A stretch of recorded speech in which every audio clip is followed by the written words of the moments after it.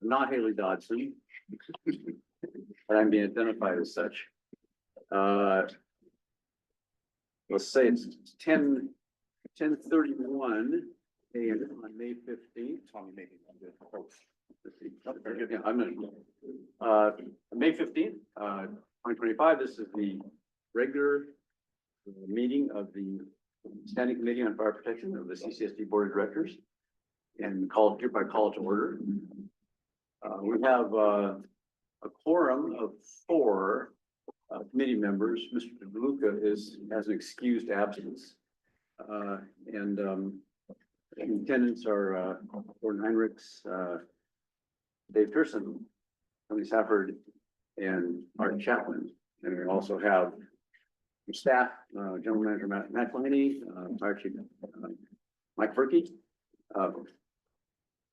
Craig Brooks. Yeah, Craig Brooks, right. I'm sorry, Craig Brooks from Fire Captain, and David Gary from Facility Resources. Recording in progress. I think we started the recording, hopefully, a little before that. So we have a quorum, chair report. I wanted to basically alert you to what's going on in the agenda here. So a lot of things we will be talking about have to do with the subcommittee work and everything like that, the ad hoc committees. So, but I wanted to say, and I'll leave that for the ad hoc committee section or for the regular business. But I did want to share some notes that Ron DeLuca took, just briefly, from a conversation he had with Scotty Jalbert 2 days ago. It's sort of what we know already about the county's approach to evacuation planning, and I just wanted to let you know that he talked to Mr. Jalbert, and he has rough notes here, but the gist of it is that talking about drills and planning, the county is very much, very strong believer in getting everybody, all the agencies coordinated. Quite a bit of planning. Nothing we don't know that the chief hasn't told us. It seems to be that our ability to do things as a unit and as a separate district might be not always in sync with the county's ideas of what to do. But I think Chief Brooks will probably say more about that. We have visitors here. Good, thank you. So that's all. I just wanted to. There are notes here that I won't actually send these out, but the emphasis is that citizens have to take care of the first line of defense, as it were, taking care of themselves and each other to get evacuated. He says our efforts, Chief Berkey's efforts to have liaisons and neighborhood organization is a very good step in that direction. And we will be talking about that further on the regular items for the last of the regular agenda items. So that's kind of my chair report. I can move on to the next item here, which is my notes. Yeah, ad hoc. The ad hoc subcommittee reports. It's kind of a little bit of a segue here, because what I was just talking about was the evacuation issue, and one of the members of the ad hoc committee on evacuation was giving me some notes. I wanted to ask Gordon, Mr. Heinrichs, if he had any more to say about the activities of the committee, especially in respect to the drill issue and how drills are done. Yes, I attended the meeting up in Mill Valley, along with Manager McElhaney and Fire Chief. All 3 of us have their input, and find out being a citizen, so to speak, didn't carry quite as much weight as being a fire department person with all the fire department. So they got a little more firsthand of maybe riding in the vehicle appropriately for seeing what's going on with the evacuation setups. But my take on it was trying to determine the evacuation plan. And what they do is they have used, Genesee as part of their planning at one time to work on it, but they've sort of put that in the background as more as an obsolete system. And it's gone to the LANDIS, LADRIS system. And trying to find out more information here locally, but I don't know if San Luis Obisco's participating directly in that or not, but Which system was it doing? LADIS, LADRIS, it's fantastic. Yeah, that's the one we're using. It's but I haven't found any information on it locally. So they do have a demonstration unit that I've looked into that is available. I'm not quite sure what people are involved with. The fire safe has already done that. I want to share with you. Our city council is already working on ladders. Right. Yeah. There was an action there. And we chose the routing for where people went, and they could zoom in on particular buildings as appropriate of the problem. I mean, it's a fantastic thing to put up different scenarios on your own with the system. So it sort of eliminates Cal Poly's somewhat information, or might confirm it, if you will, to work on different routings that might be changed, and that's what the drill would be basically for, is to determine evacuation. That's what they were doing. They were taking the part of the city, the zones, and notifying them of evacuation. That started at 8:30, 9 o'clock, and then everybody whistles and bells or whatever to signify the situation. Then they would have people look and determine how it was moving along, and it was over with by 10 o'clock.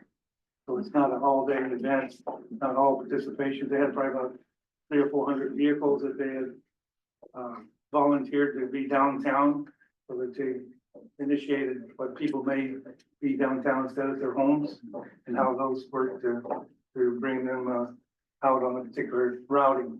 And they were gonna have results. I don't think those have been published yet, but I've seen on what they learned from this event. It was gonna take them a month to write it up. So I look forward to seeing what they learned from this evacuation.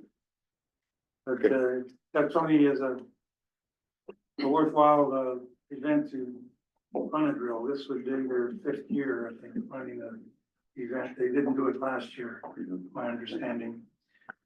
So this is full blown. I mean, everybody was there. I mean, it was, but they did have one thing that I noticed that we may not have support on. It's a countywide funding to do this type of thing. As if we at Cambria said, oh gee, we're gonna do this on our own, it would probably be more challenging. Than to involve the whole organizations in the county and San Luis Obispo as a group. And they have a separate tax type of thing, is what I understand, that they collect funds for. And from there, they're able to support all these times for staff and whoever's participating instead of coming out of the general fund, like anybody support it. And like I say, the other one I was impressed with was the Pilatus system that allows you a lot of flexibility to do a lot on your own work. And they were anxious to work with Cambria.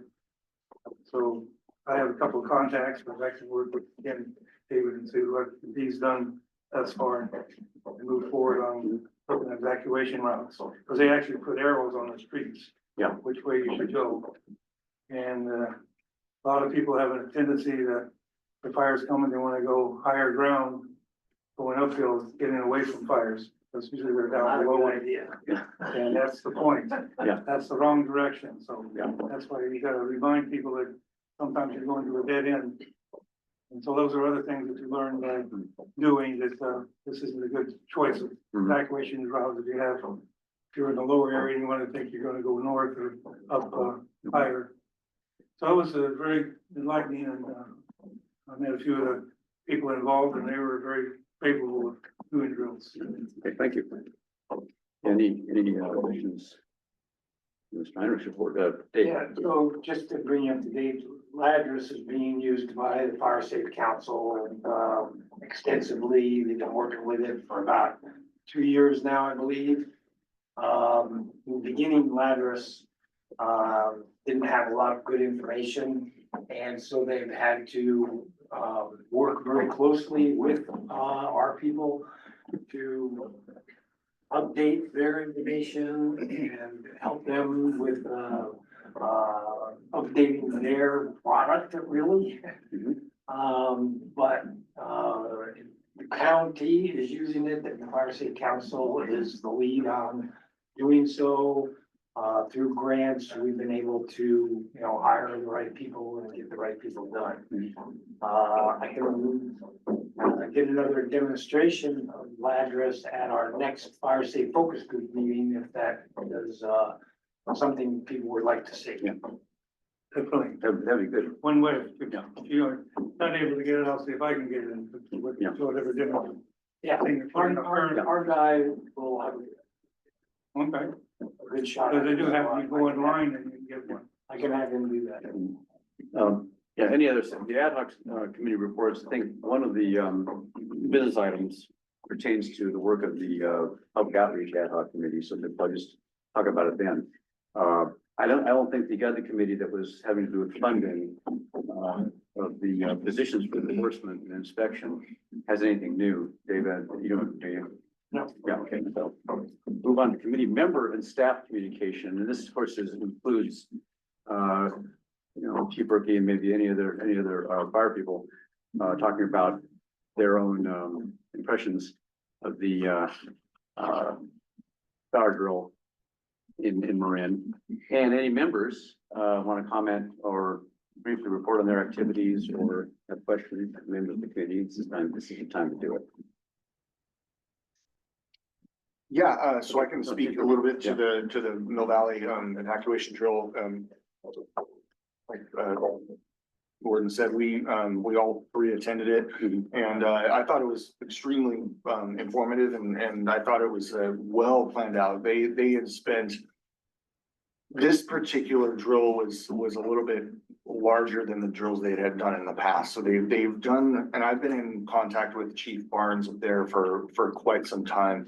And he had been talking to me, just telling me about when, the smaller kind of scale drills that they've been doing.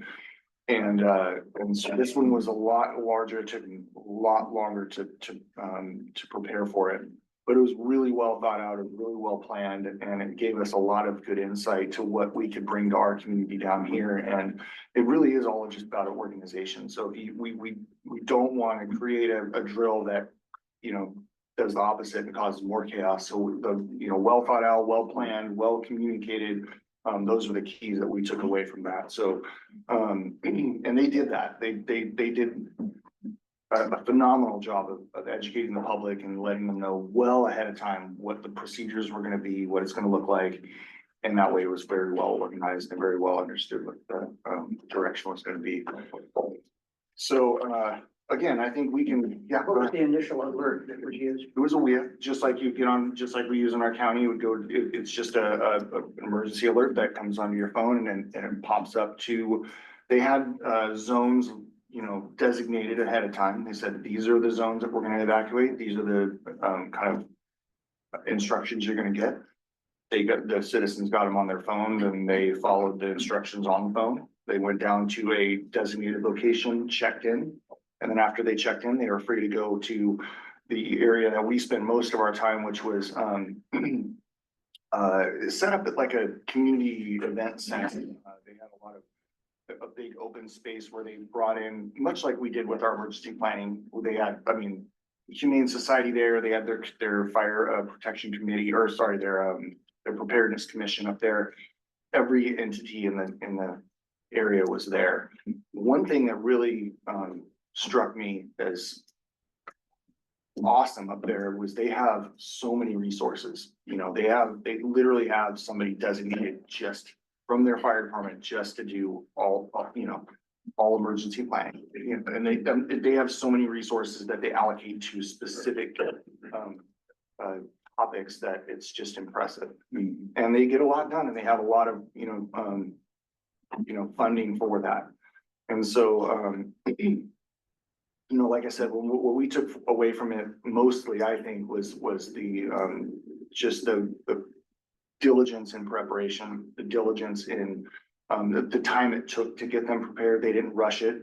They thought it well out, well through pretty well. And it was And, multi-agency, what's that? and it was multi-agency. Yeah, it was every agency in the area for sure was It involved. wasn't just Mill Valley No. City. No, it was actually put on by Southern Marin Fire Protection District, yeah. And so, like I said, every entity was available there. We actually rode around with the battalion, one of the battalion chiefs with Southern Marin. And he was super, I mean, these people up there were so amazing. They did such a great job of educating us and telling us exactly how it went down and what their areas were. And I'll tell you right now, if you haven't been to the Mill Valley area, wow, I thought we had issues here. But their streets up there are insanely steep, insanely wide, narrow and just very steep, windy roads that they somehow get their fire engines around. I mean, I was astonished. There was a lot of, there was a lot of bad with it too. Or not bad, I should say, but just unrealistic. In drills like that, there has to be, just to maintain that level of organization, there has to be a little bit of unrealistic, which means they had at every single choke point that they identified, they had somebody there already. In a real emergency, you're not gonna have that. But in the effort of maintaining some sort of, structure and organization, they had to do that. So that made sense. But I still haven't received the after action review that Chief Barnes was gonna send me. I think they're still waiting for public input to get all of that gathered together, organize it, and then send it out. And so they did tell me right away that they had some hiccups and, mainly with just, the exercising of their incident command post and some of the areas that were, sent out alerts and that weren't alert. They do have sirens up there. And funny enough, we were standing right in the middle of the sirens and they never went off. So, it was very interesting. So they had, like I said, they had their hiccups and did you hear any sirens up there? Yeah. And so they were supposed to go off. So there was a, like I said, it's never without any, but that's what they do those drills for, they do them to learn. And like I said, we took, I feel like it was a very, very well-educated and for educational, event for us. And I haven't talked to Scotty yet, but he's kind of in the past expressed, a little bit of hesitation to do, because I think he's had some bad experiences in the past, but I'm really excited to bring this to him. And I wish he could have come up with us and say, hey, look, this can be done very well. And so I'm really excited to bring it to him and hopefully get his buy-in. Yeah. Because we're gonna need everybody's buy-in. When we do our drill here, we're gonna need everybody's buy-in. Yes. Resources. 100%. Resources. 100%. They have them, we don't. Yeah, I yeah. want to ask about that a little bit. Art, you had a question. But did you get a sense of the resources it would take to actually conduct a drill and then a real evacuation? Oh, absolutely. Yeah, absolutely. 100%. So, I mean, again, they had every resource you can imagine. at No, I that mean event. for us. So For what I us mean too. is. Yeah, yeah, absolutely. Did you get a sense of what it would really take here? Yeah. To evacuate? The most inspiring thing or the, thing that I kind of looked at and took away from it was that we are doing a great job here without those resources. And could we use them? 100%. The more resource we have, I'm essentially it with the fire protection portion of it, but we have so many groups and this is a perfect example. This little committee is, and so I think we're doing a phenomenal job with the resources that we have.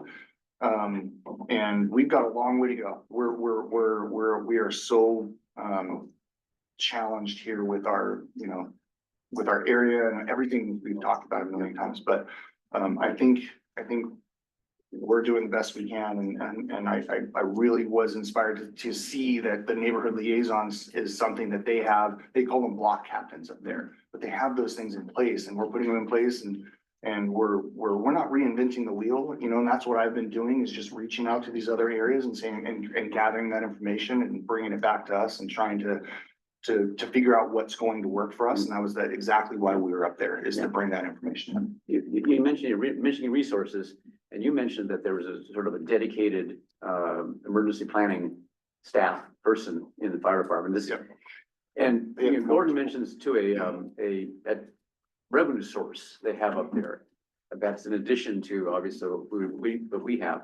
What is that exactly? Is it a tax or a You know, I don't, assessment or what? It's a countywide, Countywide, well, there's all the agencies participate. yeah, I mean, it's a city county thing, obviously, because this is, Mill Valley is a city, Oh, but the county, yeah, it sounds like a county fire protection district. That kind of overlays the city, right? But there's some revenue source. So what I'm trying to get at is that we don't have that. yeah, And what would it take to get something like that? What is it exactly? Is it a and county, fees probably. county tax or a local like a My parcel understanding tax is or? it's a county tax. Yeah, So all the organizations in the county draw from it. It's yeah, not just Marin County. and not just Mill Valley, but Right. the whole county, yeah, yeah. The whole thing is a Yeah. participant. So all the fire departments are involved, if they're available for participating, police, sheriffs, that, coordinate their efforts. Yeah. So that's what, my understanding is they draw from this as appropriate. Also sounds like, Budget. yeah, sounds like something that funds the planning, Right. and the staffing for the planning. It I'm sounds not like that's a sure, critical yeah, thing. I didn't dive into that too much Yeah. when we were up there, but, I would imagine it's exactly that, it's Yeah. assessments or something, I don't know the growth rate of Mill Valley, I would imagine it's not It's probably huge. Pretty but- static, it's bigger than Cambria. I don't know, Yeah. But it's Yeah. not pretty static, I bet. Yeah, and I don't know how, 15,000 or you know, something. they're tied in really tightly around some other areas, so I don't know how those other areas in how Southern Marin Fire Protection District, I don't know how that works exactly, so we didn't get too far into that, we were mainly just focused more on the drill itself, but.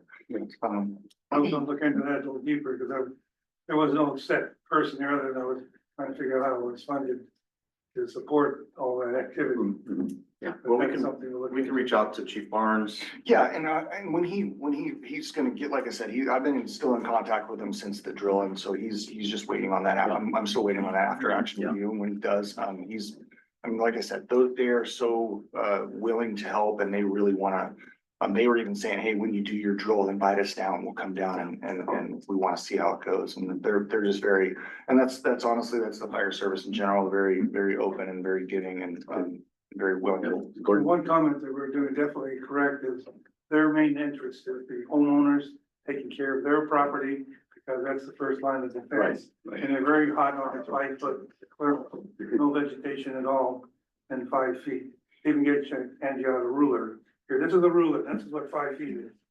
And then, they, have some way of inspecting, I haven't quite figured out how that works, we were trying to work out, do investigating. Well, we probably do a little later here, comments on your, in the agenda here. Yeah. Anyway, we're doing very well. Yeah, From it's that good. standpoint. Thank you, Chief. Any questions for the Chief? I'll move on to public comment. And then anybody wants to, this is technically not an agenda item, that if there's any people wanting to comment about evacuation and so forth, they can do that at this point. This is for items that are not specifically on the agenda. Before we go on, I wanted to get the names. There's 3 people who are here in person who weren't here when we started the meeting. And could I get your name and your names and your communities? Thomas Johnson, I'm on Lodge Hill. Mhm. Margie Slotowitz, Lodge Hill. Margie Slavovitz? VLOTOWITC. Margie, and you getting your name is Thomas Johnson, Thomas Johnson, okay? according to my mother. Okay. Both Cambria residents, and way back there, yeah, Greg McGill, fire captain. yeah, Greg O'Neill, yeah. Okay, great, thank you, guys. We also have, online, Tina Dickinson, Dan Turner, Audrey Morris Swartz, Jeff Wilson, and Tony, who may be Tony Church, I don't know, but those 5 people online. So at this point, if anybody wants to comment on items that are not on this agenda, it's time to do it, either online or in person. Okay, so Here, I guess, Dan Turner. Dan Turner wants to comment. Dan Turner first. I think you're, General Manager Matheson is in charge of the, okay, good. Dan, Are we live? you're live. Okay. Good morning, everybody. So Dan Turner, I'm the Executive Director of the San Luis Obispo County Fire Safe Council. Just a couple of updates for your committee. Through a grant the Fire Safe Council acquired, we're initiating treatments on Cambria CSD owned vacant lots in town to be compliant with the new weed abatement ordinance.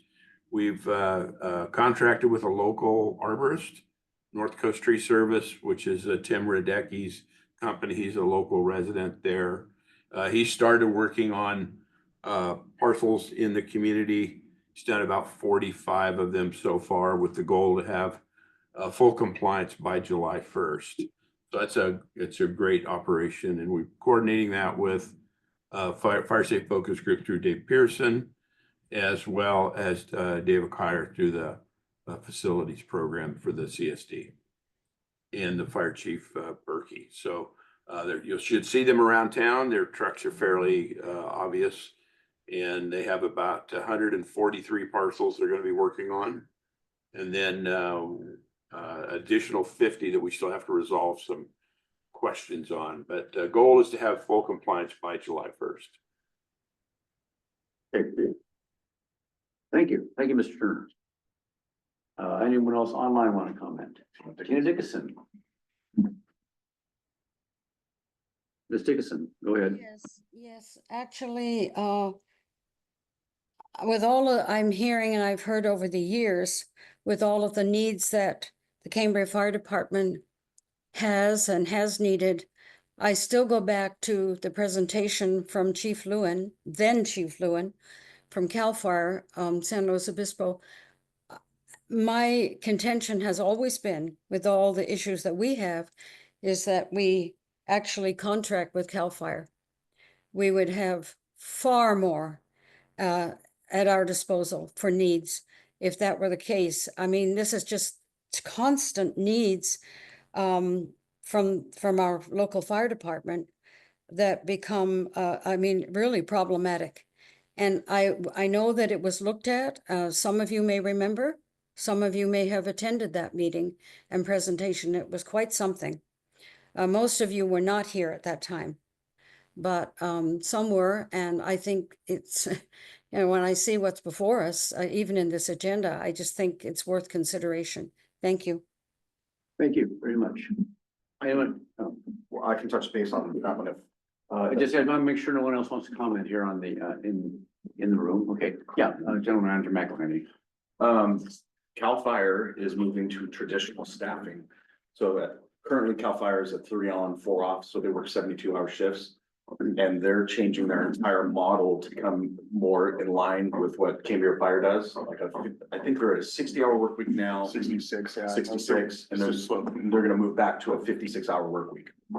In addition to that, since the last time we looked at CAL FIRE, they've had several contract raises for their staff in about a 30 to 35% shift in salaries, 35% increase in salaries.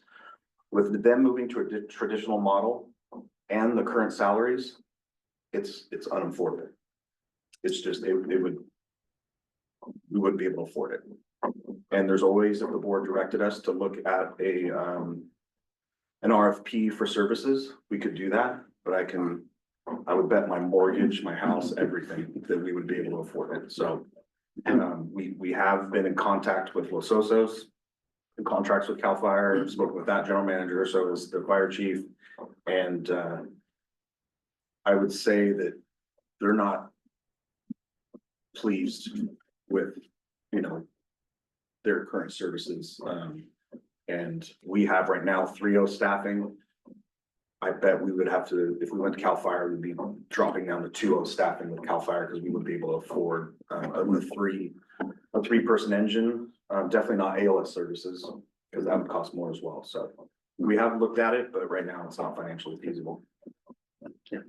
Thank you. Ms. Zlotovitz. Can I just ask a question? Yeah. How is abatement going to be handled with residences? not open, not vacant lots, residences.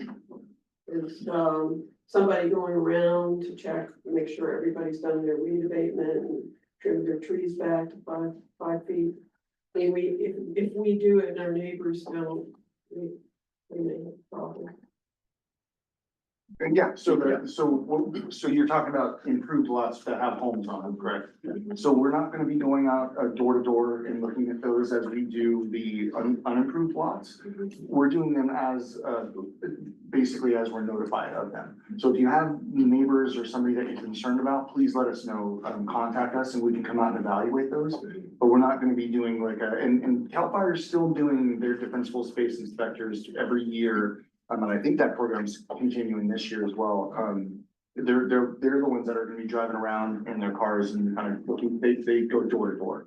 But our agency wouldn't be doing that. So we would just, again, just from your, or the citizens, notifying us, we'll go out and inspect them and look at it that way. Thank you. Thank you. Good question. One we were concerned about. Yeah. We're dealing with, in next item, the business item, actually, we'll talk about some of the materials we're trying to put out, on that issue now. I'm wondering if there's any information on the progress with negotiations of the owners of the old airport base to allow, egress from Lodge Hill doing an evacuation. Is there any information on the progress that's being made there? I mean, not currently, we're working with them, we're trying to, kind of figure something out in that area, but we haven't, to say we've made significant progress, that's not, we haven't made any significant progress with that. Yeah, if the word on the street is they're generally resistant to the idea. Yeah. Yeah, I mean, it depends, I mean, the demands that, that we're asking, we're trying to be very, particular with, we're not trying to force anything massive change, we're trying to work with them and see what we can do, and we know that they're facing some challenges as well financially, and and then, so there's a lot of, there's multi-layers with all that entire system kind of area, so we're, again, not really in progress, but we are working on it for sure. Thank you. Yes, before moving on from public comment, I want to note that we have a written comment that's in the record. It's on the website, from, citizen M. Levkoff. And, you can look it up. It's on the website. I have copies of it. It's a short letter, basically saying, what is being done to create an alternate route to relieve congestion on RDAF eastbound to Highway 1, which is kind of a similar question.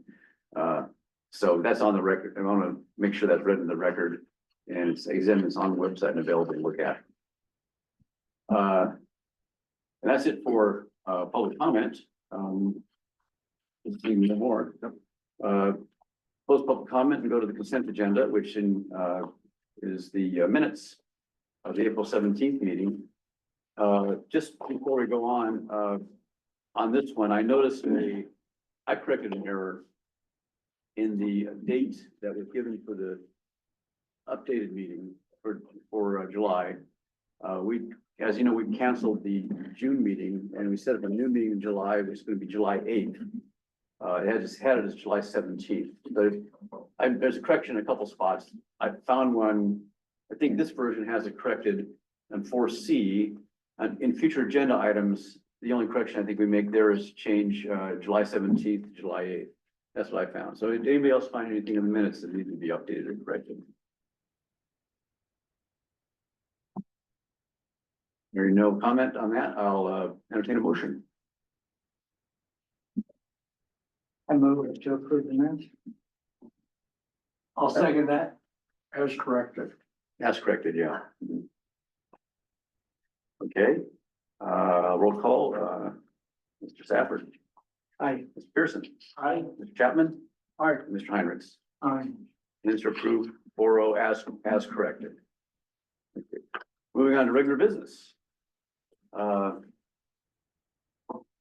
Actually, yeah, regular business, item 4A. This is a topic that we were kind of talking about a little bit already. The committee, ad hoc committee consisting of Mr. Safford and Mr. Chapman, have been, and collaborating with the fire chief, have been working on a draft document to form the basis of what goes out as public communications, I think, in some form. And we have a copy of what they've developed so far. There's some discussion, and then I might ask Mr. Safford, since he brought that up, to talk about whether we act on this or, give recommendations on this now, or we hold off until there's we've done more work on the topic of defensible space. Well, So, both the chief and Mr. Safford. I'm gonna ask Mr. Safford first, because he wanted to bring this. Yeah, first of all, I want to thank the Cambria Fire Department for scraping me off the road a couple weeks ago. yes, Talk about he multi-agencies. had it, yeah, You guys were there, the ambulance was there, highway patrol was there. Somehow I magically appeared at Sierra Vista Hospital, where coincidentally Chief Berkey's wife is head of that department, so, You took a pretty good knock on the head that day. yeah. it should be noted that Mr. Safford had a very scary bike accident on Highway 1, actually hit by a car. And he's here today, we can have later. So, Yeah, that so. said, thank you for very him. much. Thank you very much. You're welcome. I think there's a couple of things going on that have impact on my thinking here, and that is, first of all, the fire hazard fuel reduction program that runs through July 1st is going to take a lot, will be a constant feed of messaging about this, weekly in all forms, and it's very important. It was very effective last year. And obviously, there's no reason to change it, and in fact, to continue to amplify it. I think that makes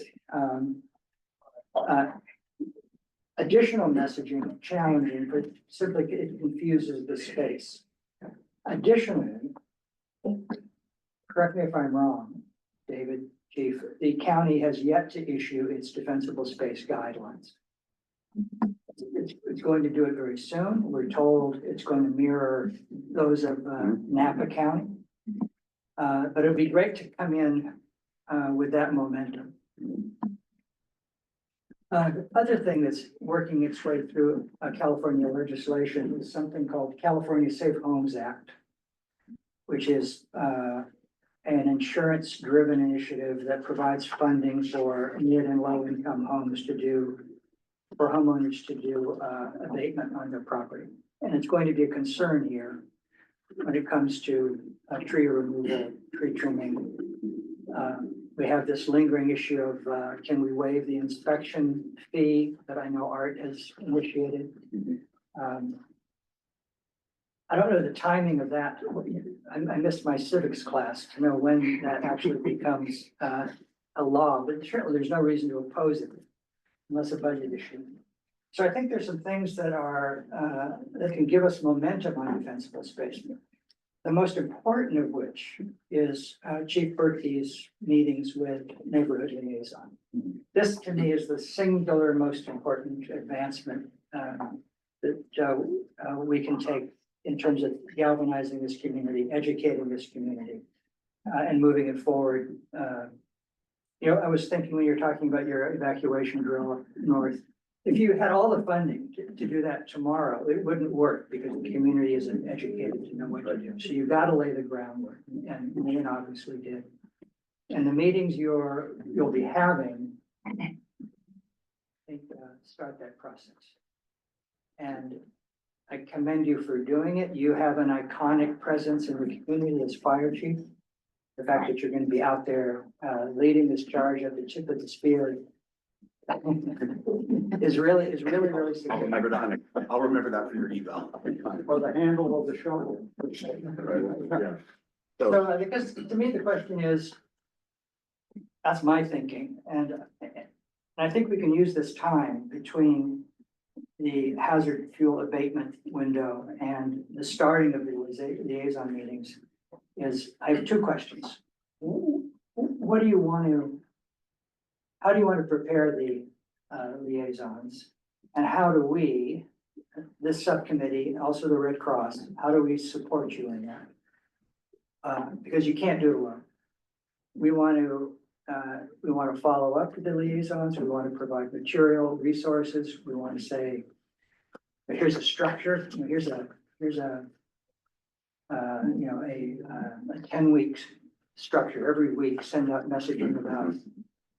First message is about, you know, your evacuation zone. Next one is, do you have reverse 911? The next one is, do you have a go bag? Do you have, and just go on and on, prepare the community step by step by step. And we have, you know, Art and I have amassed, as you guys know, libraries of defensible space material. And the good news is there's a huge amount of material in defensible space. The bad news is there's a huge amount of material in Yes, defensible space. exactly. So you gotta kind of edit it and curate it for the needs of the community, rather than just give it to them all at once. So those are our questions. How do you want to handle those meetings, the initial meetings, and how can we support you in those meetings and in the follow-up? So, yeah, I don't know if, I can't remember. Gordon, I think you were one of the liaisons, no? Or some, Yeah. Are you one of the community, I can't remember. We sent out like 30, almost 40 of them. Art, I just got your application for it. Yeah, Right, and then you were before we go responsible. on, yeah, before we go on this, yeah, Barbara's application, before we go on further, this is probably item 4D. This discussion will resume this discussion then, because it's absolutely crucial. I just wanted to see what we want to do with this item 4A, with the draft that we have. If anybody wants to comment on any part of it, just to give guidance, because this material will be still obviously one of the important things that we pass out, show to people or explain to people. I was thinking that this would be, right now, we just want to maybe get committee input into this document as any things that they want to see, just to guide, to guide the process, because I think at this point, we're not ready to recommend anything or adopt anything, as Tony was pointing out, Stafford was pointing out. There's a lot more that has to be done. And we're also in the middle of the lot clearance process, which, we don't want to step on that or confuse that. So yes, but if anybody has any suggestions for things they would like to see tweaked here or revised, this is a good time to do it. And then that would go back to, that information would go back to the committee, ad hoc committee, and Chief Berkey as they work forward with this. Yeah, there's probably a bunch of stuff that needs to be organized, also illustrated. The great thing about CAL FIRE's material is that they're very digestible. They're public facing, understandable, and if we can have, whatever we send out can be supplemented with that material, or frankly, cribbed from that material, including the graphics, I think really helps. So kind of on that note, we just, those wildfire, I think you have one of those wildfire preparedness or action plans, the wildfire action plans that we were handing out at our meetings, and they're all over the place. But so CAL FIRE only gets allotted a certain amount of those per year. I think they get 2 boxes of them per year, and I think we got all the boxes this year. So because I was just hounding for it.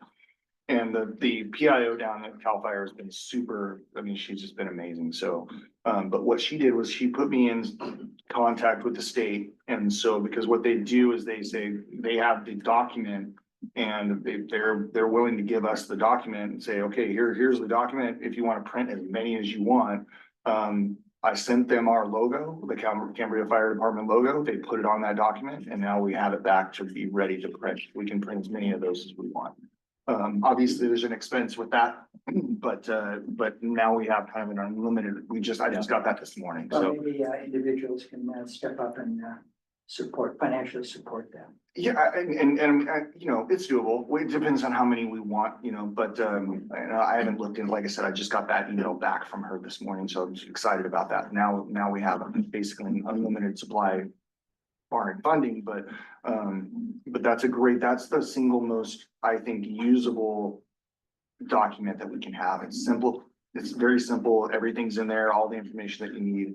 I'm also working with Mill Valley and Greg Alex from the Fire Safe Council and his assistant to create an evacuation plan or evacuation map They should have a draft of that by next week.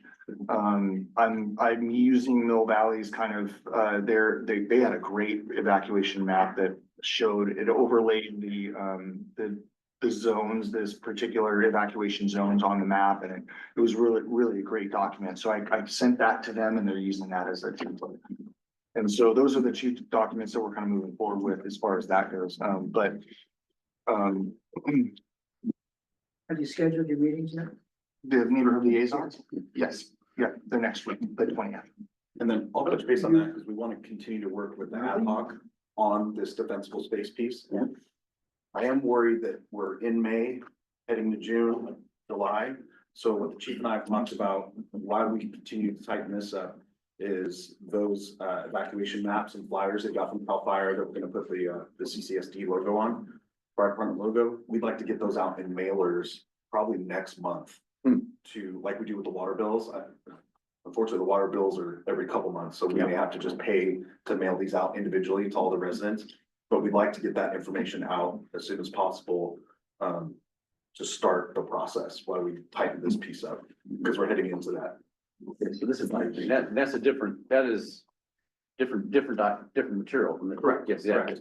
And we'll mail, once we're finished with the ad hoc piece, we'll mail that, you know, so we're gonna be mailing quite a few things out. Art. I'm always naturally confused. As to this document, the one that you guys put together, it, from my point of view, it's very understandable about what the needs of the new ordinance are. It's gonna take a little work, I think, on everybody's part to combine defensible space and this ordinance. Yeah. But I think, in listening to everybody, I think it's really important that you guys put something out on your website and begin talking to the community about this, about the new ordinance, that it pertains to improved properties. That's a big kind of a leap for the community, because we've had this, we've had the weed abatement ordinance in this community as long as I've owned property here, which has been 1983, so. And this is a leap, so getting that word out, and then we're going to have to work, I think, through the neighborhood liaisons and those, Yeah.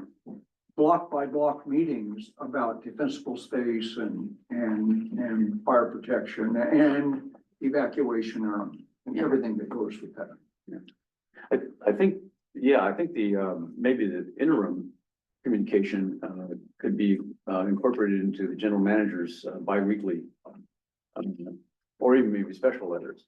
Absolutely. Yeah, that one might be a way to handle that, you know, still to tell people, you know, what's going on right now, and how the, how the improved lots ordinance, you know, the new one, fits into what's going on now. Maybe some, just to, you know, get that out there to part of the population that gets the emails, which is. That's on our website. And on websites too.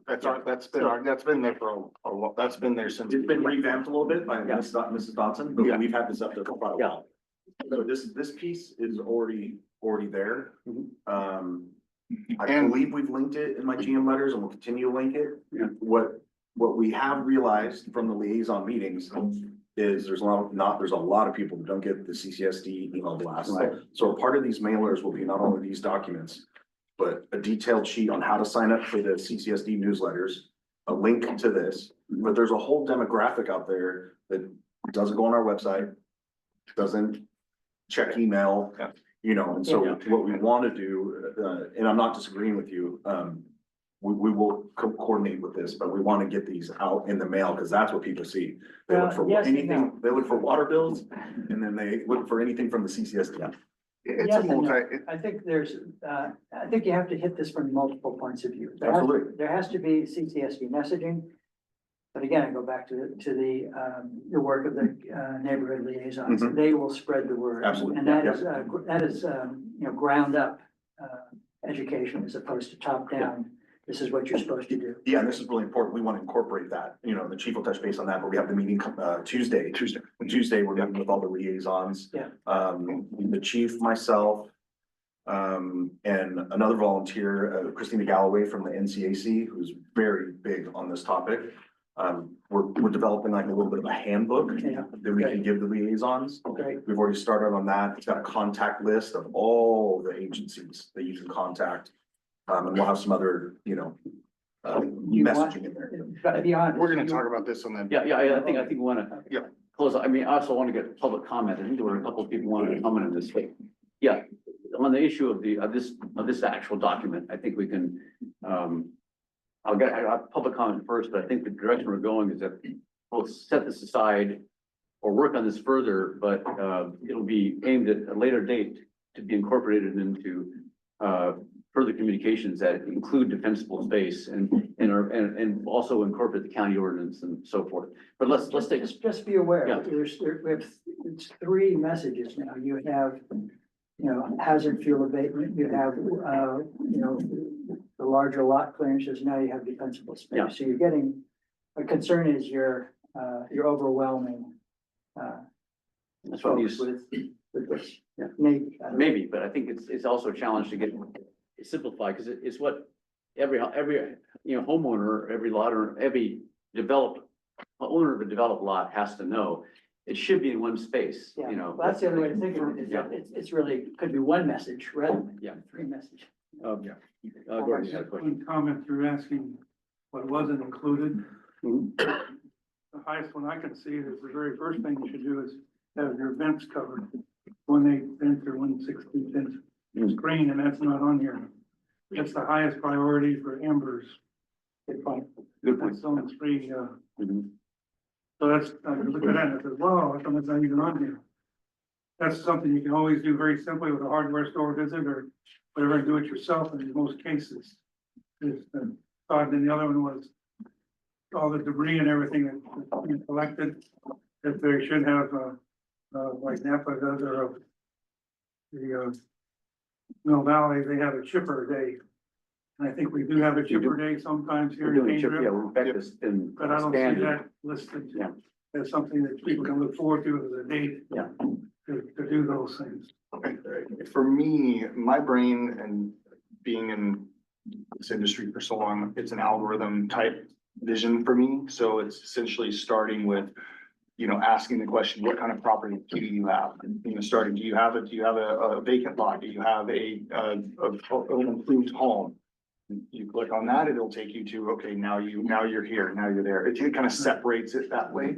That's how my mind works. And I've created a document. I would love it to be a living document, so you actually click on it, it takes you to the next page or whatever, but also on an actual, algorithm page that I've created that document and I wanted to share that with you guys at our next meeting, whenever we get a chance. But again, that just makes more sense to me, and it makes, it just kind of separates those. And if you have both, you have to go down both those algorithms, it's fine too, but for the most part, I think that might clarify a little bit of the requirements, when you get down to the bottom of it. In cleaning up them all of the. Move on, yeah, public comment here, I'm looking at middle managers. Laura Crosby Schwartz. Okay, first up, Laura and Crosby Schwartz. Good morning. This is Crosby Swartz. Good morning, Chairman Gray and members of the committee. A couple of quick comments. The first one, there's a little bit of confusion now in that there are guidelines for the fire hazard fuel reduction program going on now, and they're different from the guidelines that are in this document. So that's going to create some confusion until it's resolved. In fact, the existing guidelines, the fire hazard fuel reduction program guidelines, are actually better than the guidelines that are here in many respects. For example, I'm reading from the existing guidelines. It says remove combustible construction materials and trash from the property. This is not required by the new guidelines. It says when you're trimming weeds and annual grasses, avoid creating bare soil or a situation that would encourage erosion. That's not in the current document. And the new document doesn't say that all standing dead trees that pose a safety risk to improved property shall be removed. doesn't say that. It says, down trees of 30 feet away from any structure, 12 inches or greater can be left on the ground. This new draft doesn't say anything about down trees. So, you know, there's a problem here. Let's see. And then Gordon brought it up before. Then another thing is that they start out very nicely saying that the amber resistant zone is the most important zone, but it doesn't say what to do about it. Amber screening is a proven thing to do. Nothing about that in here. So in other words, there's a lot of information missing from this new draft, and most of it is in the existing FRP guidelines. I think you should consider adding them here. I think, let's see. Oh, well, let's see. I have a couple of things. Well, the amber screens should be mentioned somewhere. Down in zone 2 says prune trees up from the ground. Period. Doesn't say how far up from the ground they need to be pruned. Unlike the current guidelines say 6 feet for trees greater than 20 feet high. So no, this existing guidelines have specific information that are useful either to the homeowner or to the contractor about what to do. These draft guidelines don't have much useful information, and it should be added. That's my comments. Thank you. Thank you, Mr. Schwartz. Ms. Dixon? Thank you, Chair Gray. I think what Crosby just brought up are elements that absolutely should be retained. They make total common sense. Why would they not be in the new language, included in the new language? So again, a member of the public is identifying some really important issues. What I wanted to bring up was in the ordinance, my understanding is that this would allow CFD to conduct inspections of developed properties where there were issues that could be problematic related to fire or potential fires. And I would just ask if that is my understanding, has the CCSD, the CFD, excuse me, Cambria Fire Department made any progress in inspecting any such properties? And do they, this is one thing I'm not clear about, they have the right to then give a citation for a situation that could be potentially dangerous? But I'd like to know, I mean, we've heard about this ordinance for quite a while now. I want to know how it's being implemented, because that's where the rubber meets the road, is getting something done, where we have some really, really horrific situations in Cambria on developed properties. And the other question I have is, I walk the Ridge Trail just about every day. I can't do that anymore. The weeds are taller than myself. I measured them. I mean, we're talking about 6 to 7 feet in height along the Ridge Trail. And, you know, when you have allergies and issues to grasses and pollens, and there are ticks galore, we've got to get that cleared out. And I don't know when the district is, or Facilities and Resources is going to get that done, but it's really bad. So those are my comments and questions. Thank you. Thank you, Ms. Dickinson. I think, Chief, you want to briefly comment on I think we mentioned it earlier about the inspection and how that's done. My understanding is that it's kind of driven by people reporting. It's not like we're going out, except CAL FIRE does do, it's sort of blanket inspections house to house, but, and in terms of enforcement, the ordinance does give us the ability to do citations. Absolutely, yeah. absolutely. Yeah, and we've already begun the process. So it's very slow moving. Again, I'm one man, and we're trying to elect our fire captains to go out and do a lot of the inspections on their time as well. It's a slow process, but now we actually have something. And that was the reason why we wanted to bring the ordinance into place, is because I was getting a lot of, the workload hasn't changed. We're getting a lot of those notifications already. My neighbor's house is this or that. And we've gone out, but we hadn't we didn't have anything to be able to enforce a lot of these things. And so that was the implementation of the ordinance, we're now able to implement it. And I have sent out letters already. It's the same process that we would do, you know, if there was and remember that the vacant lots are meant to be cleared all year round as well. So they're not just, we just inspect them in July. That's our time that we've set across. But if we get a notification in February that there's weeds that are crazy high, then we can, you know, we can go out and address that as well on the vacant lots. So we are working on it. I've already reached out to the Cambria Pines Lodge. I've been working with Mr. Winters over there with a lot of that area, but there's been several letters sent out already to the certain residents that we're working on. Thank So, you. Yeah. And as for the question about the mowing of the ranch, the fire break, and I guess there's some mowing along the paths too. I don't know if Mr. Geary could fill us in on what the schedule is for that. Yeah, we're supposed to be starting that here in about a week or so. About a week or so, yeah. Yeah, and we was kind of delaying it because I know just the growth, that was our biggest concern. I know with the last heat spell went through, it really stopped it. So we're actually getting caught up on some current projects and then we're jumping out there, for hopefully by the end of next week. Yeah, okay, thank you. No more public comment. Anybody in the house want to comment? I would suggest then that, rather than taking any sort of road action, that we essentially continue this item.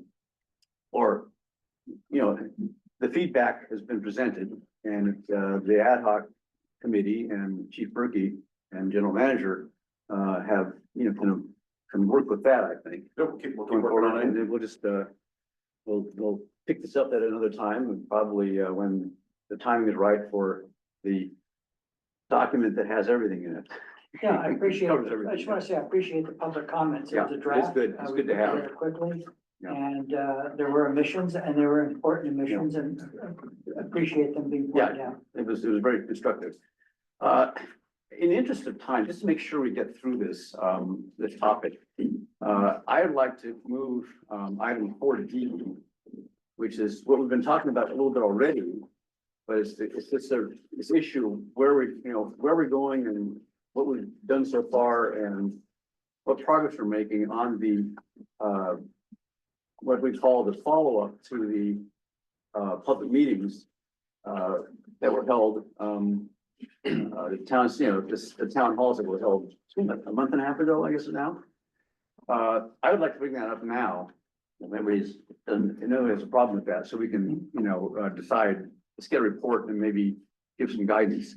I'll turn it over to Chief Berkey, and I know Tony Safford has views on this too, just to get, where we are. And I think we're focusing on the liaisons. It sounds like, or the block captain, that, and how that's, what the timetable is in that, what we can expect in the next few weeks. And then what the short-term goals are. So maybe, Chief, you can start, we can. Yeah, give our input. So we sent out an email roughly a week or so after the actual meetings themselves. And just to confirm that we've received their application and that we're gonna be having meetings in the future. And so we finally set that date. That date's next week. It's May 20th. It's gonna be here at the Vets Hall. I sent it out to all the liaisons. I don't think I got yours out yet, Art, but make a note of it. So it's May 20th. Time? I believe it's at 1.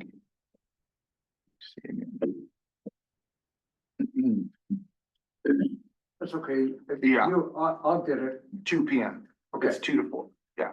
And so essentially that's a kickoff meeting. Those kickoff meetings are really just informative. They're just trying to get a start on where, and what I'm looking for is information back from the liaison. So particular to their neighborhoods, particular to their, what they see. I want to get some of the issues that they have identified in their areas and with regards to communication to their neighbors and what we can do, what I can do to kind of facilitate an increase in that education and then basically in that communication area. one thing I want to point out too, we are very focused on wildfire right now. That's a huge issue, but there's also, these emergency preparednesses are, they're for all emergencies. So we want to focus on that. Obviously with an emphasis on wildfire, but there's also earthquake. We can't forget about, all of the other emergencies that we have to deal with. That we have to consider evacuations for or preparedness for. And so that's what I really want to focus on these meetings and make sure that we have, kind of an all-inclusive, emergency preparedness message that we can send out. And the purpose initially for these liaisons were to do exactly that, to reach the neighborhoods that we can't do, that weren't able to show up at the meetings, that's how do we get that information out to them? What are the challenges that they're finding in their areas? And then we build on that from that point. So once we get that information from the liaisons, and we can start moving, and it's really going to be dictated. I was kind of hesitant to create a structured, this is the way we're going to go, until I got that information back and said, okay, what are these, is it all the same? Are we all, having the same questions? And I got a lot of information from the meetings, but I want to make sure that we're focusing on those specific neighborhoods so we can really, because if we don't get the message out, then we're failing. And so that's what I really want to make sure that we're working hard to bridge those gaps, just getting it online, getting it out to the mailers, doing whatever we can to get that information out and making sure they're really prepared, and so that's, again, it's a kickoff meeting where it's going to be very informative and just kind of information gathering.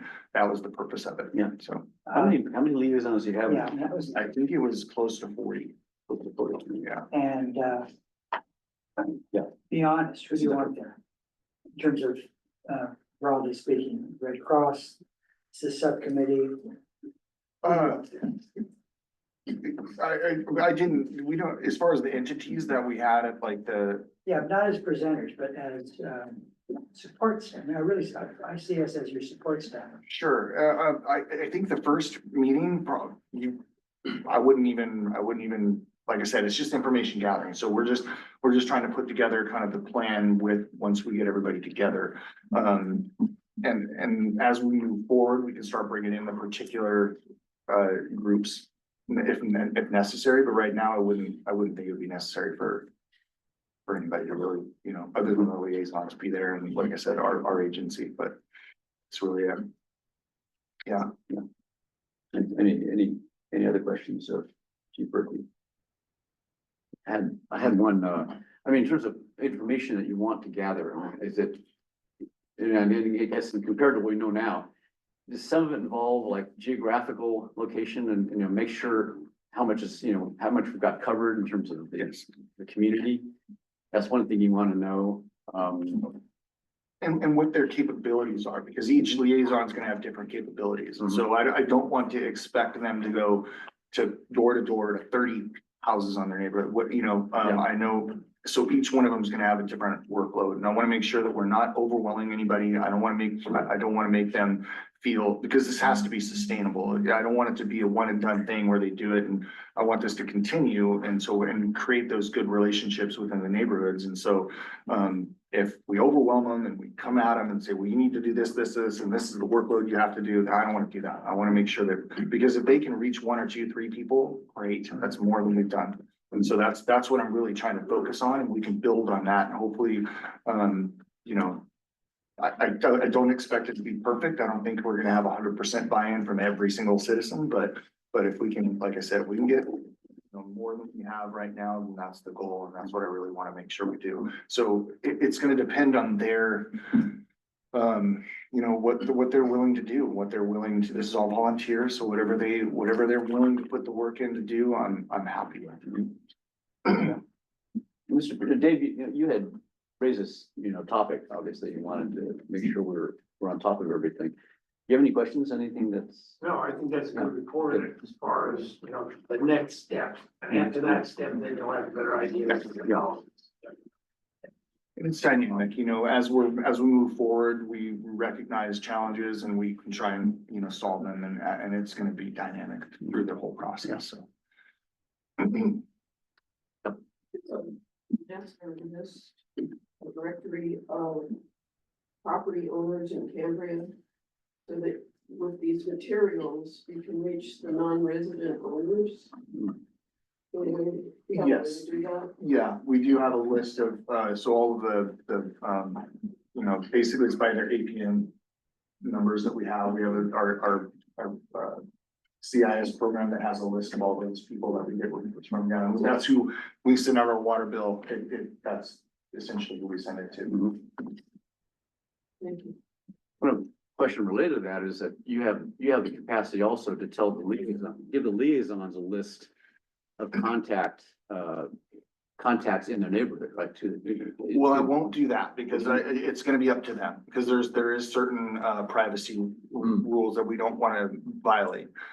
So I wanna leave it, that's another, at the liaison meetings, we wanna make sure that I'm not, and I didn't, when you get an email from me, it's gonna be very individual. If everybody wants to communicate, they can communicate, but I don't wanna be the one that gives you everybody's information, and it's, again, that we have some privacy issues there, so, but once the liaisons are there and they talk and then it'll be up to them and they gather that information and they get it voluntarily from their neighbors, then that's where we have to. The APN information is a public document. Yes, I don't know that the owner information is public. No, it is not. No, yeah, You have to notify the county. Okay. You have to go through them. okay, On yeah, there, but it would give you actually the address and then show it on the map and yeah, everything on there, but there is no Yeah. name listed to it. okay. Any other questions? There's public comment. Tina Dix. Chair Gray, I'm confused. I thought you were going to 4B. Oh, Didn't you well, say that? we will do 4B. I think I just want to make sure we didn't run out of time before we got to this item, because there was already a lot of okay. discussion on this, yeah. So what So item are you actually on then? 4D. I didn't even see D in the agenda. Went down to 4C. It's just a discussion topic, yeah, it's there. There's no stuff. Okay, all There was right. no Yeah, status report, my yeah. comments were for 4B. Okay, thank you. We'll get to that. That could be the next item. I think this was not to be a action item, but we did want to make sure that you know, things are going forward. My only comment is that you know, after the May 20th meeting, or that, I think that the question, I guess, what do you hope to be able to do then, and what would be the time to, what would be the next step? If that meeting goes according to plan, as you wish it, what is the next move, essentially, the next action? I mean, hopefully we can start getting them to disseminate the information out to people. So the wildfire action plans to the people that weren't able to show up, to get them that information. That's probably the first step, to get everybody that wildfire action plan. And then, you know, and then have them go out through the neighborhoods, get contacts, and then at the next meeting, bring that information back to me and say, how many people did you reach? How many, you know, and then we can do kind of what you said. Hey, this is step one. We've got the wildfire action plan. The next step, okay, make sure everybody has a go bag, and we kind of move down that route. And give them their, you know, their evacuation zones. And so they're aware of that. They're all signed up for their emergency alerts. And there's so many levels, and it really is going to depend on what the information I get back from them. But that would probably be the first step, is making sure they have the correct documents and information, and they're aware of the website. And there are. Thank you. There's no further comments or questions. Just as a Yeah. side note, the Red Cross will be starting its homeowner walk around with various programs up in probably the second week of June. Okay. We have about 70 homeowners signed up for that. Okay. And we don't want to get ahead of you. We certainly don't want to contradict you, but we want to complement everything we do. Yeah, no, the more the better. Yeah, you're gonna be spreading the same message, so that's perfect. Move on to item 4B, which had been Move to the next item. Yeah, this is the, I'll hand it over to Chief Brick again for the staff report. This concerns the purchase of a new fire engine. It'd be good, in addition, the brief staff report here, just to give for the benefit of the committee and the public, just what our situation is with fire engines. And when you say something's 10 years old, what that really means in terms of when we can get the next, what the real interval is. And so what's the current status of our fleet, and why, what is the argument for the purchase now for a new one, basically? So we have two type 1 fire engines at our fire station. We have a primary, or first out, we call it, and then we have a backup engine.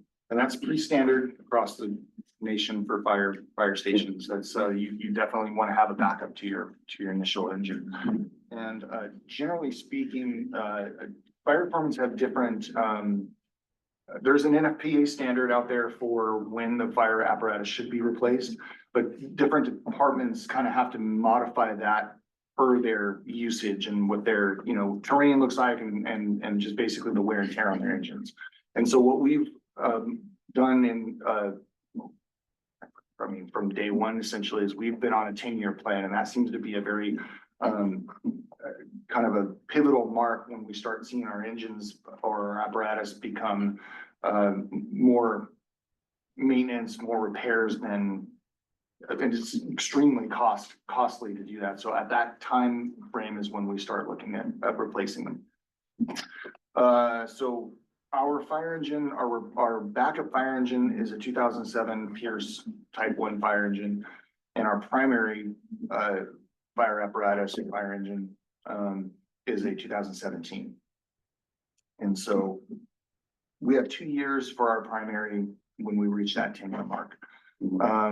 And so the build out, or the reason why we're even talking about it right now, is because of planning issues. And then the time that it takes to actually design and build these fire engines is extremely long. It's been, we've gotten anywhere from people saying 2 all the way up to 5 years potentially to build these things. So we're trying to put this plan in place to get this engine, so we're not delaying any of the receipt of any of these apparatus. And so what the plan is, and what typically happens is the backup fire engine has a lifespan of 20 years when it's sitting in the back. And so what we do is we take that backup fire engine and we typically surplus it. And then we take our primary engine that's at that 10-year mark, and we put it into the backup, and it has another 10-year life as a backup. So that's kind of how we've been doing. That's how most fire departments, I would hesitate to say all fire departments work that way. And again, some departments have different timeframes that they use. Our fire engines get a lot of wear and tear because of our terrain here, up and down, brakes and transmission issues, all of the above. Plus we have the highway, and a lot of this is a very unique area. And I was talking to Mill Valley, they basically have the same issues because they have a lot of the same terrain. So we're on par with what the other fire departments are doing. And I think that kind of summarizes where we're at. So that's why this discussion topic came up. Yeah, and I'll follow up. So our revenues obviously are pretty static with the fire department. They just are static. And so this will come out of the general fund reserve. So there's been a lot of talk recently about the general fund reserves. And so the chief and I have been working together. And so, like you said, the backup engine is 2007. In 2 years, year and a half, it's going to hit its 20-year mark, which pretty much takes it out of, it's going to become an issue. So we've already started with the budget process, and we are budgeting for this fire engine to be ordered in this next fiscal year with board approval, of course. That will take a 3 to 5 year build time. So as we take that 3 to 5 year build time, that puts our backup engine past its 20-year life service. And then if it is ordered successfully and the board approves it, we see it in those 3 to 5 years, that will now become the frontline engine. And our 2017 will move to the back end. in that 5-year period or 3 to 5 year period that we wait, the 2017 will approach its 11-year, 12-year mark.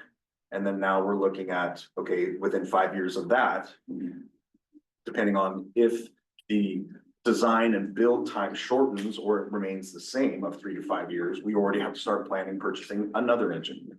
Each one of these engines is roughly $1.2 million. We have $3.2 million in reserves. So we also have a 20-year-old water tender, and that water tender is used quite a bit in this area. Obviously, we have limited water sources. We can get into areas in which we don't have hydrants. That water tender is way past its life service. That was a 2000? 2002? 2002. Yeah. So we're at 23 years. It's way past its service. The water tender will eventually need to be replaced, and that's 6 to 650. Yeah. So we have some serious apparatus needs. Our general fund, which I'll make a recommendation to the board, when this comes up as a discussion piece, we're probably gonna have to finance it, you know, because we can't, general fund probably can't sustain a $1.2 million hit. Does CAL FIRE have a design build team that keeps up on the specs, and they're replacing theirs on a constant basis, aren't they? And, you know, like CHP, what CHP puts RFPs out for police vehicles, and police agencies all over the state use it. Is it possible to use CAL FIRE's specs, put it out there and get delivery more quickly? So typically, that's possible, but most of the CAL FIRE engines in our county are type 3. And so those are off-road, they're kind of made for, you know what I mean, they're a little. The one, yeah, So if you see like, the. like we have on Happy Hill. Exactly, so there's a vast difference in that model, and so they're pumping out type 3s like crazy, for sure. I know Atascadero, El Paso, they've used that model as well. And Pierce, and there's other manufacturers out there too. Pierce has typically been the one that is known in this county very well, plus we have a service center right here in our county as well. And so are there cookie cutter type models that we can use? Probably, you know, and now we'll look into that to speed it up. Well, I was just thinking, CAL FIRE is the contract agency for a whole lot of fire departments around the state. Yeah. So it's not just type 3s, they're working with type 1s as well. So I'm just wondering if that would reduce your timeline, your design build timeline. Potentially, yes. And so we would have to, again, look at a specific, because those engines are specific to those areas. So we can't have a fire engine in our area that's made for LA City or that type of area, because of the transmissions are different, the horsepower, the torque is everything's different. Plus their needs of wildfire. We're in a very unique situation here with our WUI interface. And so, maybe the engines down in LA City don't have those, or that kind of county area don't have those.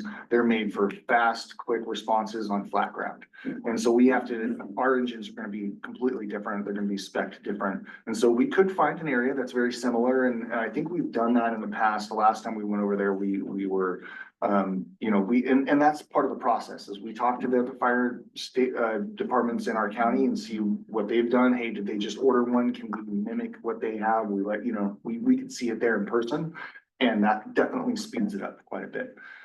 I don't know why the engines are taking 3 to 5 years. I haven't talked to Pierce, but I know in just generally since the pandemic, I can tell you even car parts, you know, if you go to the mechanic, they were having a heck of a time trying to get a lot of these parts. And I have, my suspicion is it's something along those lines. And it's just manufacturing. So it's not necessary. They could say, yeah, we have the design, it's here ready to go, but we don't have the parts. And so, I don't know the specifics on why they're taking so long, but that would be my suspicion. And I suspect, and Captain Brooks may know, but CAL FIRE uses Pierce quite a bit too, don't they? Absolutely. So it's, there's not too many engine fire engine manufacturers in the nation, and Pierce has kind of cornered the market on that.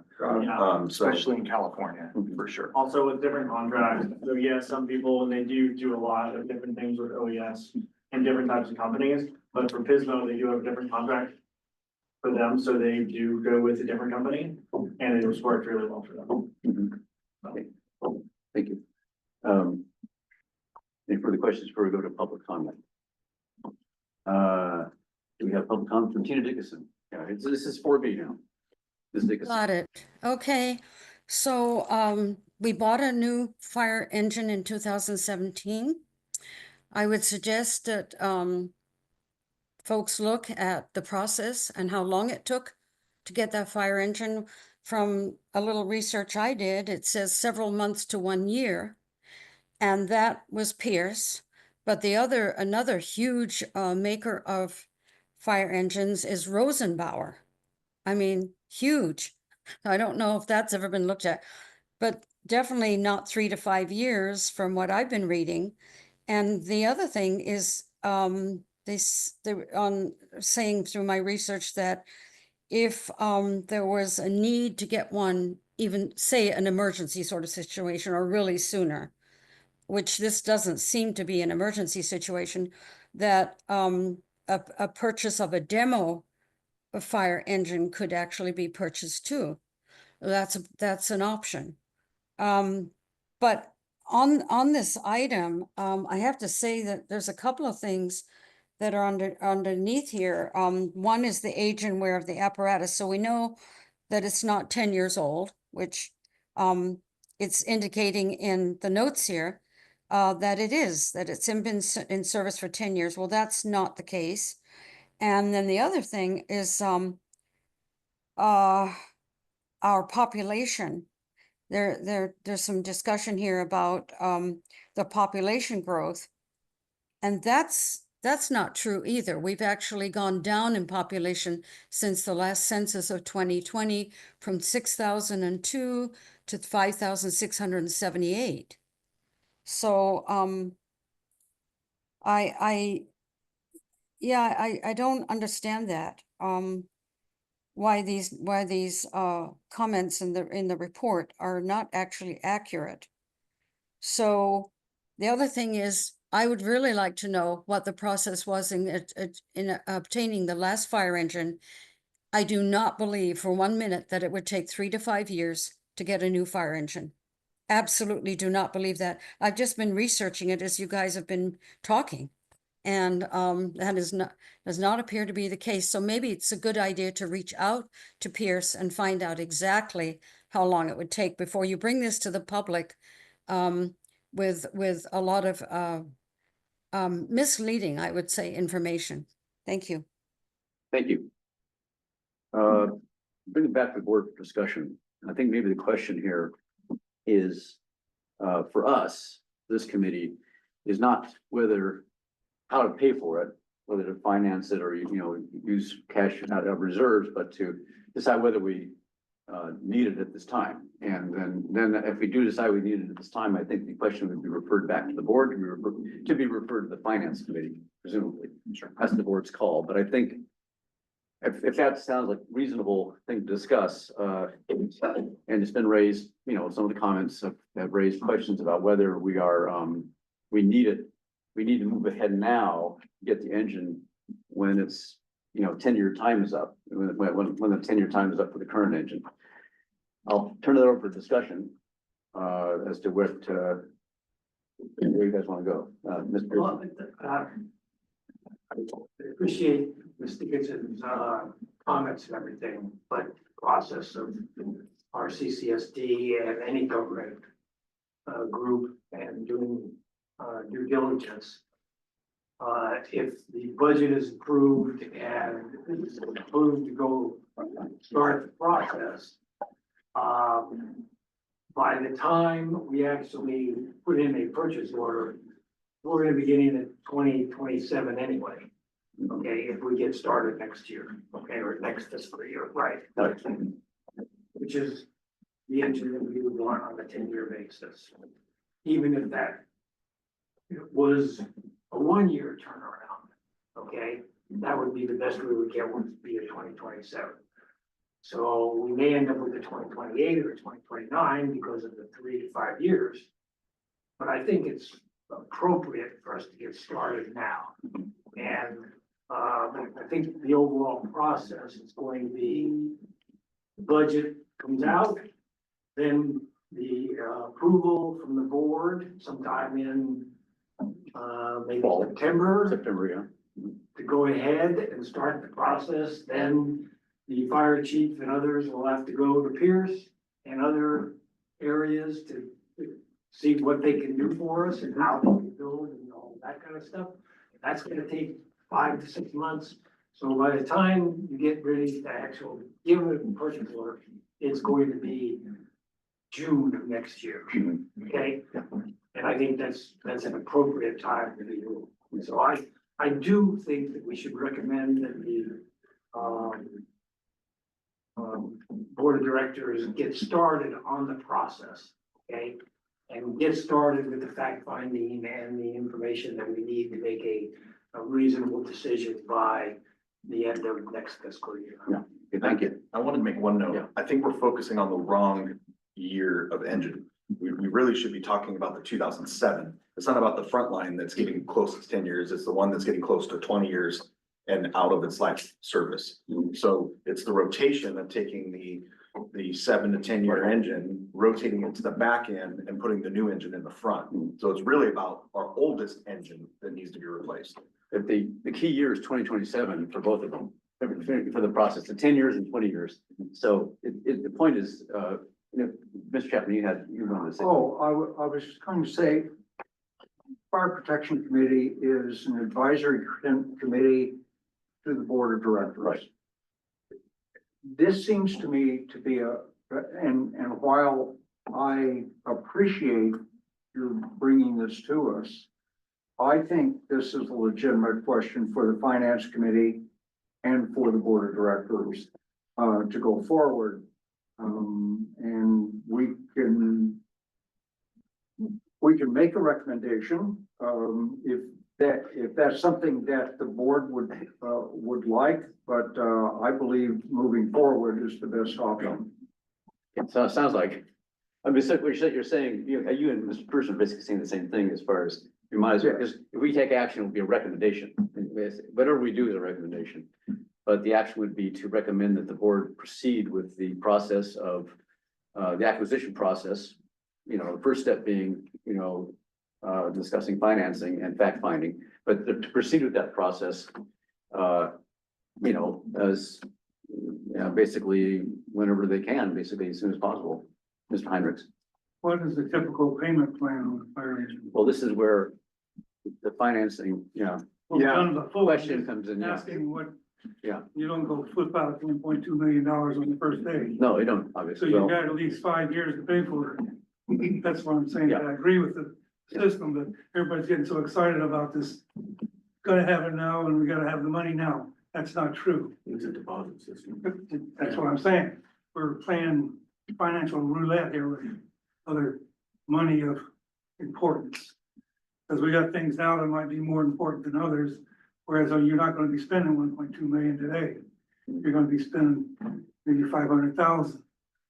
So I'm just saying, we gotta look at the total picture of priorities. Saying we need a fire truck today, no, we don't.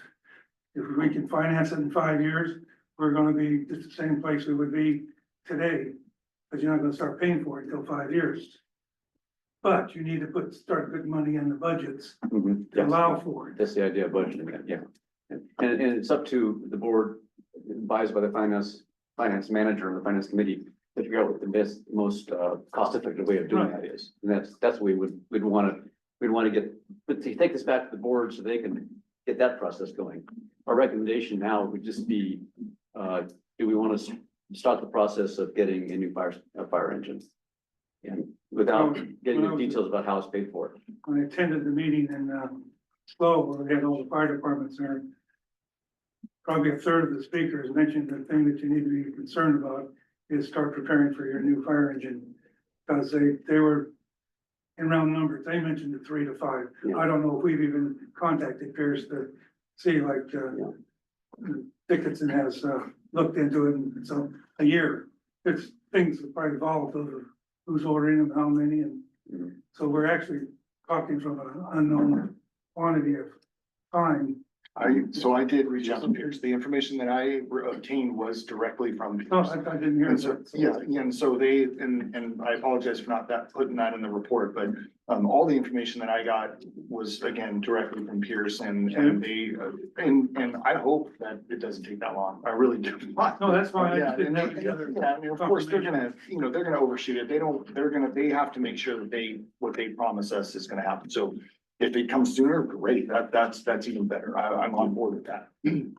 But they have to give us those numbers to make sure that they're not, they're relying, and if we as an emergency service say we need our engine in 3 years and they promise that, then, they're gonna be on hook for that. So they have to give us a range. But again, yeah, I hope it's sooner and I hope they're manufactured, but this was less than a month ago that I reached out to Pierce and they gave me that information. So. Well, thank you. Yeah, I guess I could call for a motion. So moved.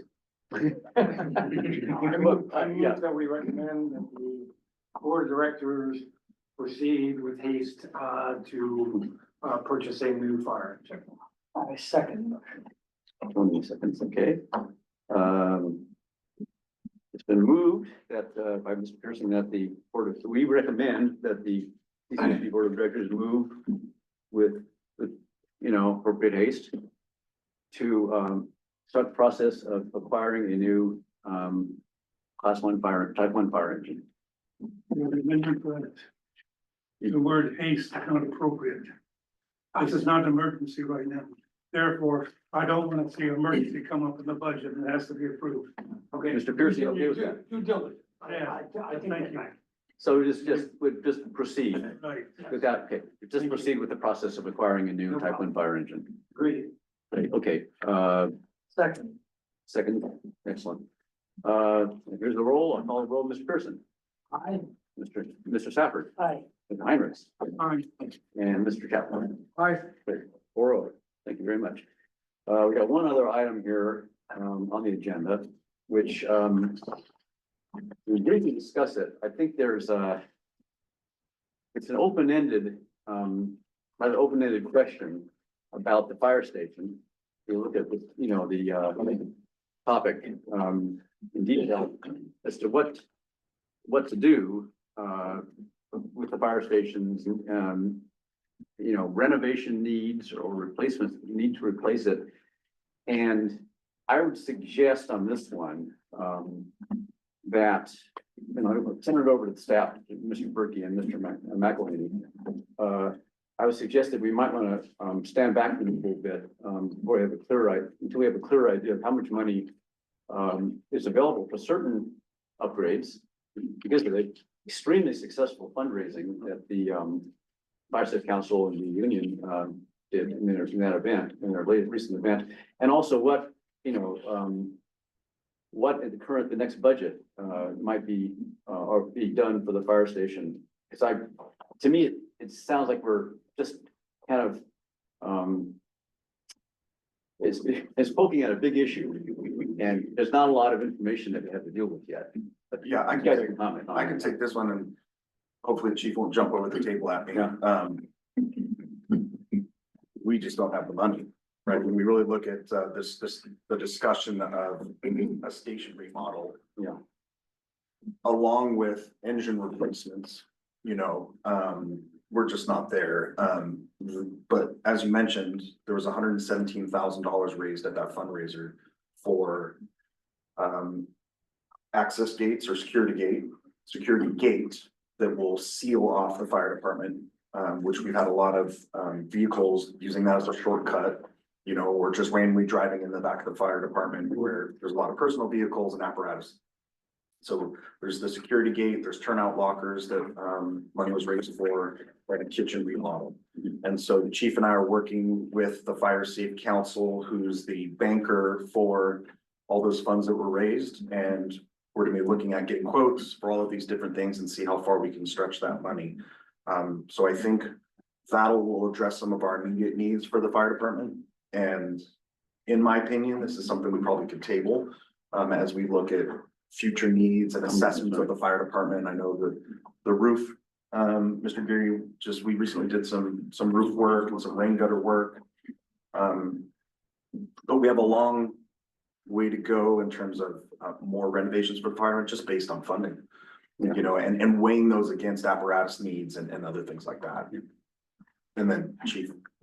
Yeah, I mean, it was just the discussion essentially, of the condition and possible related action. So just to see, I wanted to start the conversation again in an attempt to plan ahead. This isn't, there are immediate needs for sure, and we're trying to figure out how to budget those things into our, but again, there are, as we've noted with the roof happening, you know, we kind of put a lot of Band-Aids on the station. And so, and, you know, just the fact being, it's a 27-year-old fire station, or even longer than that, sorry. 28, again, 97. And so with that comes, you know, the same thing we run into with fire engines, which is, after a while, the maintenance starts really rising and the repairs start really rising. And you keep putting Band-Aids on it. So it was just a discussion topic to open it up to see if we wanted to make a recommendation to the board to have that discussion as well. And again, that station was never designed to house 3 full-time firefighters. It was it was a volunteer fire station at the time. There's only 1 bedroom designed to be a bedroom. The rest are offices that were converted. And so that's where we ran into the kitchen issue. That's where we were so thankful for the money to have a kitchen remodel. So again, just a discussion, something we wanted to bring up. Mr. Heinrichs, you get a question. Well, a couple, and being 27-year-old, my house is over 40 years old, and it's working very fine. It's been upgraded, painted, new roof. It doesn't cost very much actually.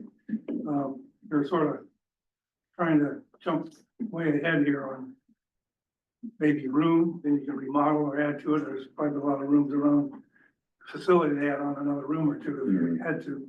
So you're sort of need to look more at remodeling as opposed to a whole new facility. And then the other point was during the funding, there were budgets issued for all these items that McElhaney suggested that are now paid for. They are not suspected, and how much the budget is. Those budgets should cover what you've covered, because that's what you sold the people donating on, that they were buying the sink for $3,000 and they were buying the lockers, they were buying the fence. So it's covered here. Now, I don't know who did the budgets. You know where those came from for? So those were in our capital improvement, so they weren't technically budgeted for. They were more or less something we were asking for. We had put there in the same, hey, that's what these are the needs. So those numbers were not true numbers. They're true numbers, but they weren't in the budget. They weren't I know in, they weren't, I'm not saying about what's in the budget. I'm talking about the night. They were in a budget for people to bid on at certain value for what it was supposed to cost for a fender. And those funds will be used for Right, those. okay, that's what I'm saying is, so you're saying you're gonna see how far it would go. You should be using So I can those clear, for- I can clear this up. Thank you. So when we budget in our capital improvement plan, station improvements, the trigger, the key difference is we have to pay prevailing wage. The chief and I are discussing about what might have to happen using private funds on district properties. There is a prevailing wage issue. I believe, and I believe that the quotes and some of the target numbers for this fundraiser were created by the fundraising group that did not key into prevailing wage. They took it as a private citizen going and hiring whatever contractor was cheaper, wherever they could get those services, the cheapest. The district may, or if this came from district monies, we would have to pay the prevailing wage. So when you look at the differences between the quotes that you had from the private group versus what the CCSD has put in its capital improvement program, that's the difference, prevailing wage, which is about 50% higher. And that is what the district is required to do when we use district funds. So don't So you misled conflate. a lot of people then is what you're saying. What's that? You misled a lot of people. I didn't mislead No, I don't anybody. think- yeah. I didn't run that You were fundraiser. there at the meeting. No, but it was not, It wasn't my You're going fundraiser. straight. it was not a CCSD It's not a fundraiser. CCSD fundraiser. That's right. We didn't have to pay for it, then everything. Yeah. The private Hey, we're- people paid. Yeah, we're getting, I think we're finding out, we're going to go on, actually, there's public comments from Tina Dickinson, but I wanted to say, it sounds like we are operating in kind of a bit of an information Right, that's what I'm saying, I agree with you. background, and we have to go sort of, forward. we have to see, first of all, what Right. we can budget in the next budget, next capital improvement program, in the 2025-26 budget. What can get funded, in that budget, and then what money we actually have on hand. I think we have to do that first before we do anything else, but I want to get public comment in here, and we're, Ms. Dickinson, are you, Yeah, you want to? thanks. Thank you once again. I was really appalled by this item. I have a house that's 30 years old here in Cambria, my husband and I. If you looked at our house, you would think it might have been built 2 years ago. Because as issues arise or before they get to a problematic stage, we take care of it. Throughout the years, there's been money budgeted to the fire department to take care of certain issues. This, to even put in there that the possibility of looking at a new fire station up to 10, possibly 6 to 10 millions is nonsense. And the ratepayers are, I mean, the ratepayers have really been through it. That is an absolute insult. And I thank the general manager for pretty much wiping that off the table. It can't happen. We've got so much in front of us. And, you know, the previous fire chief was very good within the short time he was here at spending our money immediately. I think I counted up to $1 million within just a couple of months' time. We just can't have this. So things have to be looked at realistically. And you know, I'll even put a call into Pierce and find out what the time length is for a new fire department truck. But I need to know what model the district would be looking at to purchase. And or models, it seems like maybe there's 2 that they're considering. But this absolutely is beyond the pale. I mean, monies have been spent to keep up the fire department, the fire station, I mean, and I don't know. This sounds like some kind of neglect on the part of the fire department and not getting certain things taken care of, but in no way, shape, or form. And by the way, I was looking at the comparison to Templeton. You know, Templeton's about 9,000 population. We're about 5,700.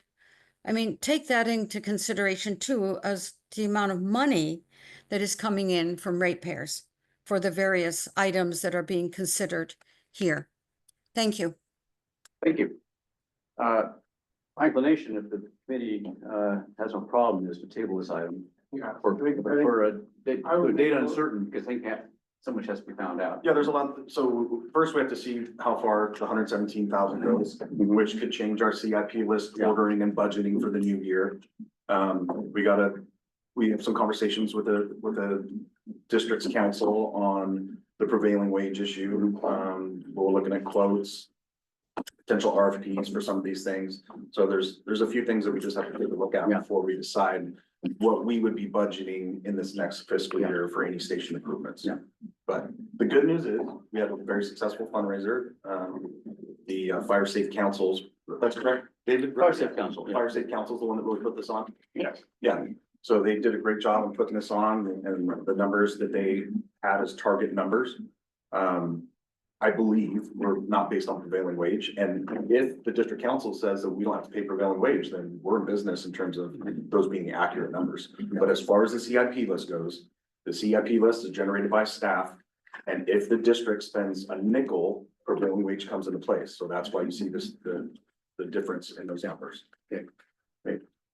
Thank you. Anybody? I move that we table item 4C until next month. Okay. Any a second? Second.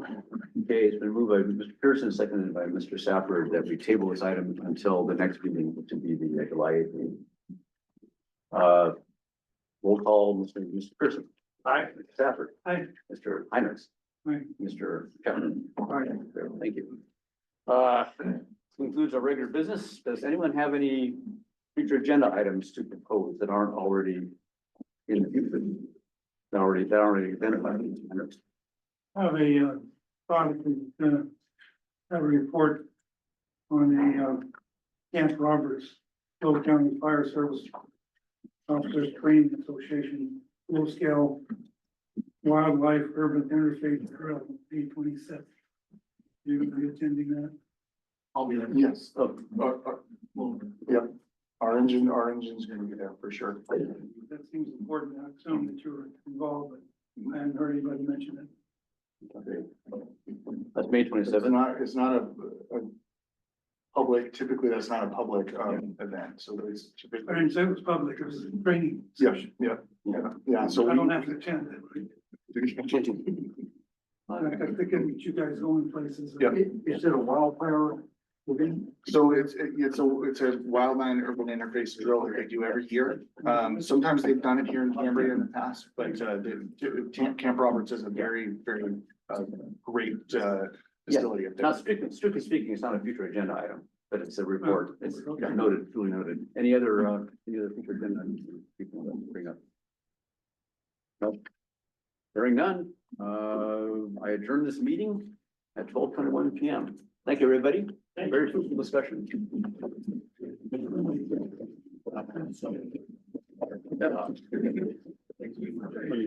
Shouldn't have thought, right? It was fun though. We have that slide that comes up.